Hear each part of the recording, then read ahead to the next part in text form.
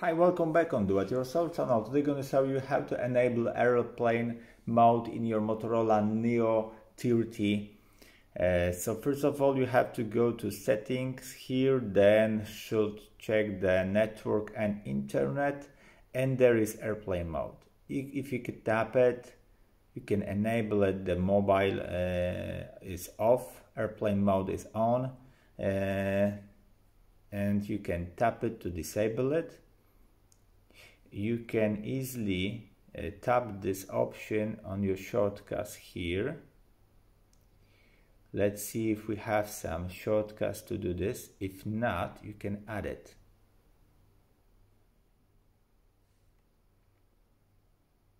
Yeah, airplane mode is here, sorry.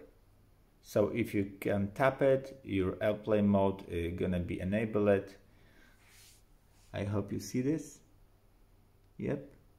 If you tap it one more time, you will disable it and your phone gonna be connected to your mobile data and Wi-Fi. And that's it. I hope the video is helpful for you. If yes, you can leave like, leave comment and leave subscribe, and see you by next video. Hey!